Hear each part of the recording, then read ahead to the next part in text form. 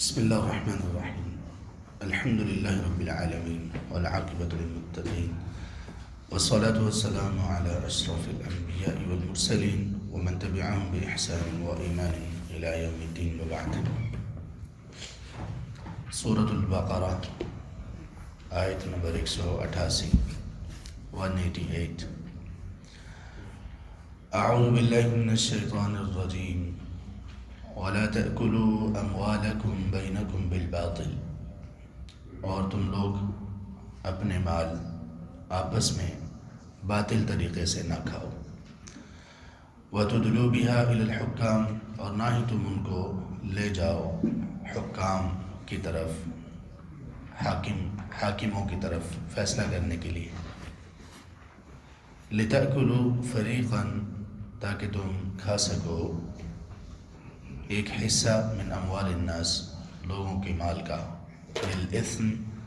گناہ کے ساتھ، وأنتم تعلمون اور حالانکہ تم علم رکھتے ہو، تم جانتے ہو.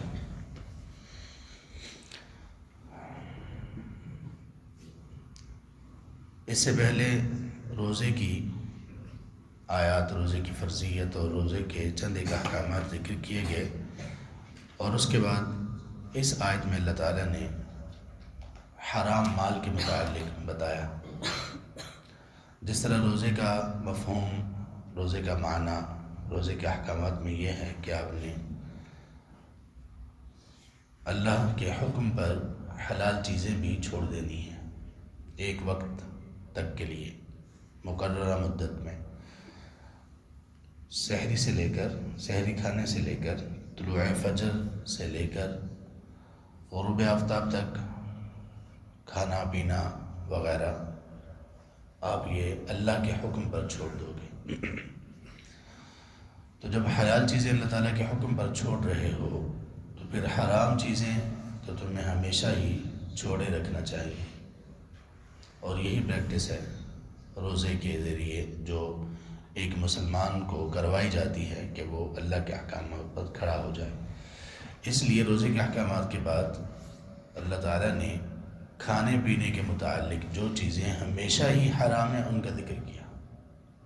کہ روزے میں تو وقتی طور پر آپ کو کہا جاتا ہے کہ حلال چیزیں بھی چھوڑ دو، آپ اطاعت و فرما برداری کرتے ہو، لیکن وہ چیزیں جو مسلسل ہمیشہ ہی حرام ہیں ان کا ارتکاب کیوں کرتے ہو، ان کا ارتکاب بھی نہ کرو. اور روزے کا بھی یہ مقصد ہے. روزے کے میں اگر کوئی شخص کھانا اور پینا چھوڑ دیتا ہے لیکن غیبت چغلی نہیں چھوڑتا، حرام کمائی نہیں چھوڑتا، یا کوئی بھی ایسی چیز نہیں چھوڑتا جس سے منع کیا گیا ہے، تو پھر اس نے مقصد کو نہیں پایا. یہی سبب ہے کہ اللہ کے رسول صلی اللہ علیہ وسلم نے فرمایا، صحیح بخاری میں ہے، من لم يدع قول الزور والعمل به فليس لله حاجة في ان يدع طعامه وشرابه. جس شخص نے روزہ رکھنے کے باوجود جھوٹی بات کو نہ چھوڑا اور جھوٹ پر عمل کو نہ چھوڑا، جھوٹ پر عمل سے مراد لوگوں کو دھوکہ دینا، جھوٹ بول کر چیزوں کی حقیقت کو چھپانا وغیرہ، جس نے یہ کام نہ چھوڑا روزہ رکھنے کے باوجود، تو اللہ تبارک و تعالیٰ کو اس کے کھانا پینا چھوڑنے کی کوئی ضرورت نہیں ہے. اللہ اس سے راضی نہیں ہوتے کیونکہ اس نے مقصد کو ہی نہیں پایا. تو وہ چیزیں جو حرام ہیں ان کا تو سوال ہی پیدا نہیں ہوتا کہ مسلمان کرے، جبکہ وہ حلال چیزیں بھی اللہ کے حکم پر چھوڑ رہا ہے. تو یہاں جو چیزیں اس کے لیے حرام ہیں ان میں سے ایک یہ ہے کہ اللہ نے فرمایا کہ تم لوگ آپس میں اپنے مال باطل طریقے سے نہ کھاؤ. اس کا مطلب یہ ہوا کہ آپس میں ہم اگر ایک دوسرے کے مال کھاتے ہیں تو اس کے دو طریقے ہیں، ایک باطل اور ایک حق. حق طریقہ یہ ہے کہ ہم تجارت کے ذریعے سے، تحفے تحائف کے ذریعے سے، مہمان نوازی کے ذریعے سے، یا جو بھی ذریعہ ایسا ہے جو حرام نہیں ہے، حلال ہے، اس کے ذریعے سے ایک دوسرے کا مال کھا سکتے ہیں، اجازت کے ساتھ، اس کی خوشی کے ساتھ، وہ کوئی بھی طریقہ ہو. یہ ہے آپس میں ایک دوسرے کا مال کھانا یا استعمال کرنا حق طریقے کے ساتھ. ایک ہے باطل طریقہ جس سے روکا گیا ہے کہ تم لوگ آپس میں اپنے مال باطل طریقے سے نہ کھاؤ. اس کا کیا مطلب ہے؟ یہ آیت اپنے مفہوم میں بڑی وسیع تر ہے۔ اس میں ہر وہ طریقہ آ جاتا ہے جس میں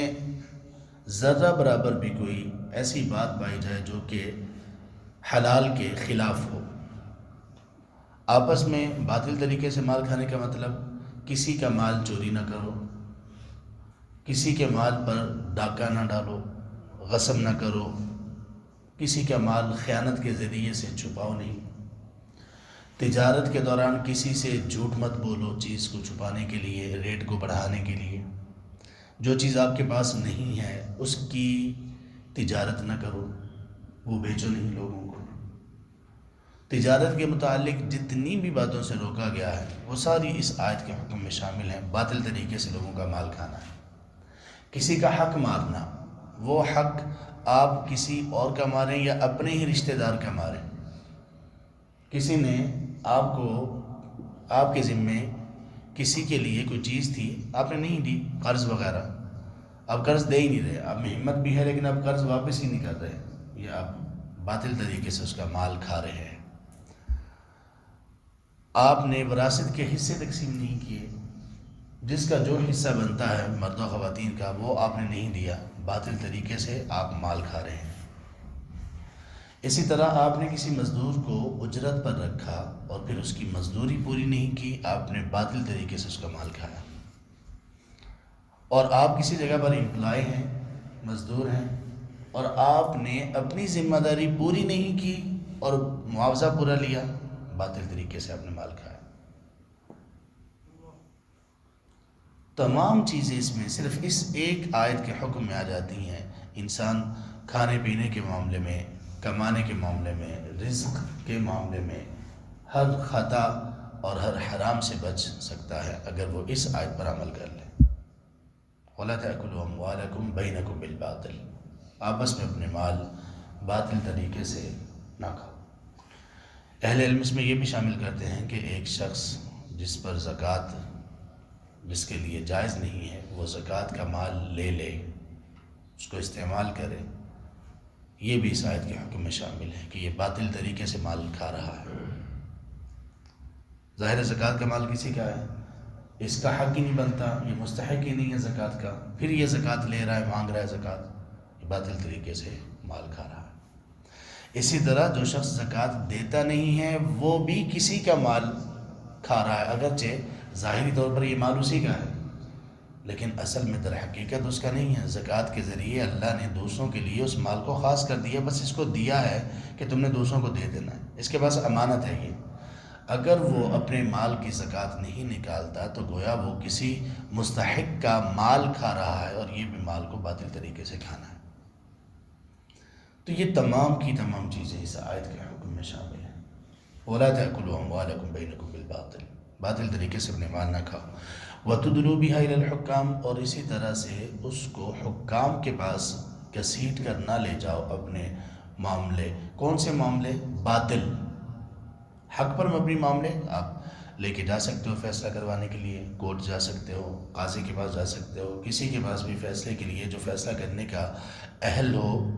اس کے پاس آپ جا سکتے ہو، لیکن باطل طریقے سے مال کھانے کے لیے آپ معاملہ کورٹ میں لے جاؤ، اللہ نے اس سے بھی روک دیا۔ بے شک کورٹ میں جا کر آپ جیت جاؤ، تو اگر کوئی حرام ذریعے سے کسی کے مال پر غصب اور قبضہ آپ کرتے ہو اور کورٹ میں جا کر آپ مقدمہ جیت جاتے ہو تو اس سے وہ مال حلال نہیں ہو جائے گا، حرام ہی رہے گا۔ کیونکہ بہت سارے ایسے لوگ ہیں اسٹرانگ وکیل کرتے ہیں، یا کوئی بھی ان کی باتیں کسی اور سے اگر وہ فیصلہ کروائیں تو ان کی وہ بڑے ہی چرب زبان ہوتے ہیں، اپنی باتوں کے ذریعے سے لوگوں کے دل موہ لیتے ہیں، بات کرنے کا طریقہ ان کو آتا ہے اور اسی طرح سے وہ بات کو چھپانے کا سلیقہ جانتے ہیں تو وہ جیت جاتے ہیں۔ تو اب وہ یہ سمجھیں کہ ہم چونکہ مقدمہ جیت گئے ہیں، فیصلہ ہمارے حق میں ہوا ہے تو یہ مال ہمارے لیے حلال ہے، قطعاً نہیں۔ بخاری میں، صحیح بخاری میں حدیث ہے، آپ صلی اللہ علیہ وسلم نے فرمایا کہ تم لوگ میرے پاس فیصلے لے کر آتے ہو، مقدمات لے کر آتے ہو فیصلے کے لیے، وَإِنَّ بَعْضَكُمْ الحن بحجته من بعض، اور تم میں سے کچھ لوگ اپنی دلیل کو دوسرے کی نسبت بہت ہی بہترین طریقے سے بیان کرنے کے قابل ہوتے ہیں، اس کی صلاحیت رکھتے ہیں۔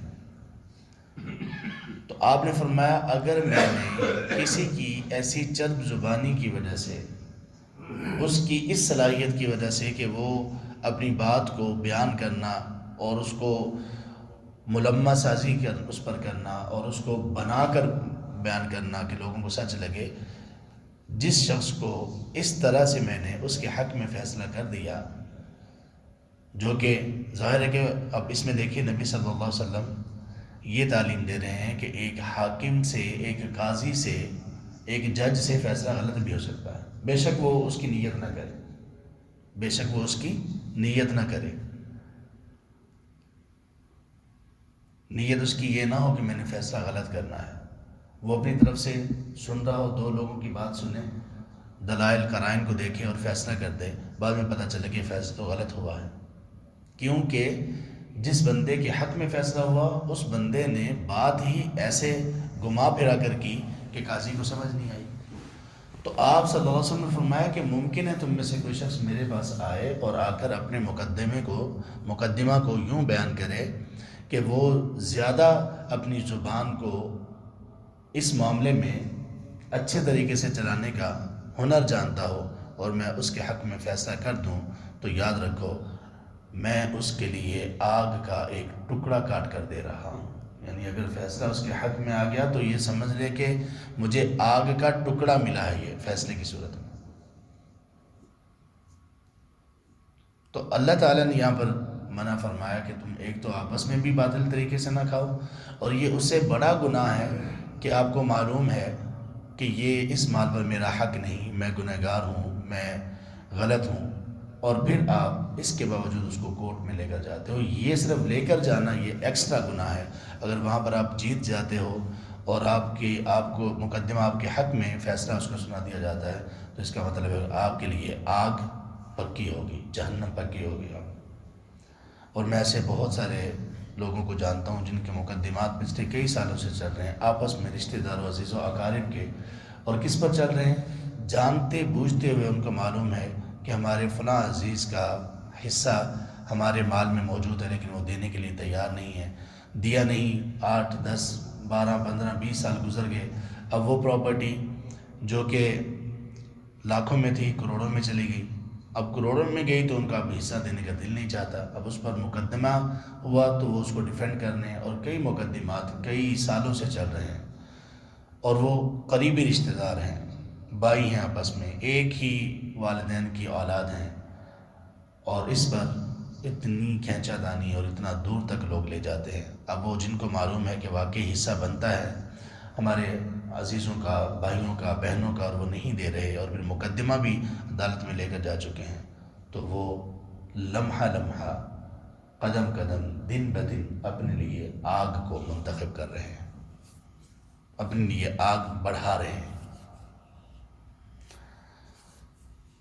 تو اللہ فرماتے ہیں کہ تم حکام کے پاس اپنے ان فیصلوں کو نہ لے کر جاؤ، لِتَأْكُلُوا فَرِيقًا مِّنْ أَمْوَالِ النَّاسِ، تاکہ تم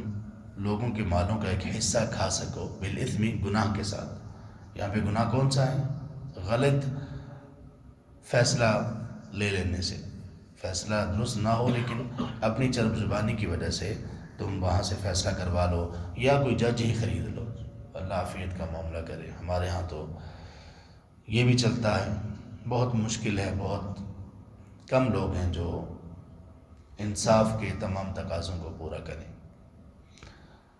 تو اللہ تبارک و تعالیٰ فرماتے ہیں کہ ان کے پاس اس لیے فیصلہ نہ لے کر جاؤ کہ لوگوں کے مال کا کوئی حصہ کھا سکو گناہ کے ساتھ، وہ کسی بھی طرح سے۔ وَأَنْتُمْ تَعْلَمُونَ، اور تمہیں معلوم بھی ہو، تمہیں معلوم بھی ہو، اس کا مطلب یہ ہوا کہ کبھی کبھی بندہ کسی کے ساتھ مال کے معاملے میں کوئی اختلاف کرتا ہے، اس میں وہ غلط ہوتا ہے لیکن اس کے علم میں نہیں ہوتا، وہ سمجھ رہا ہوتا ہے کہ میں ٹھیک ہوں، تو ایسا شخص اس وعید سے نہیں، اس وعید میں شامل نہیں ہوگا، بلکہ اس کو بتایا جائے گا، سمجھایا جائے گا۔ ہاں جب اس کو پتہ چلا کہ واقعی میں یہ صحیح نہیں کر رہا ہوں، اس کے باوجود وہ یہ کرتا ہے، تو پھر اس کے لیے ساری کی ساری وعیدیں ہیں۔ نادانی لا علمی جہالت میں اگر وہ کرتا ہے تو پھر وہ اس طرح کا جرم اور گناہ نہیں ہے، وہ اس آیت کے حکم میں شامل نہیں ہوگا۔ اس لیے اللہ نے فرمایا آخر میں وَأَنْتُمْ تَعْلَمُونَ، جبکہ تمہیں علم بھی ہو، معلوم ہو یہ مال اس طرح سے لینا کھانا حرام ہے، یہ کسی کا حق ہے، یہ اسی کو دن ملنا چاہیے، میرا نہیں ہے۔ اگر یہ معلوم ہو اور پھر ایسا ہوتا ہے تو پھر یہ آدمی کا اپنے لیے جہنم خریدنا ہے۔ اللہ تعالی ہمیں پاکیزگی عطا فرمائے، اقوال میں بھی، افعال میں بھی، مال میں بھی، اور اللہ تبارک تعالی ہمیں حرام کے ہر لقمے سے بچا لے اور حرام کے ہر معاملے اور ہر ڈیل سے اللہ تعالیٰ ہمیں محفوظ رکھے، اور اللہ اپنی رحمت سے ہمیں دین حنیف پر استقامت کے ساتھ عمل کرنے کی توفیق نصیب فرمائے۔ آمین یا رب العالمین۔ سبحانک اللہم و بحمدک، اشہد ان لا الہ الا انت، استغفرک و اتوب الیک۔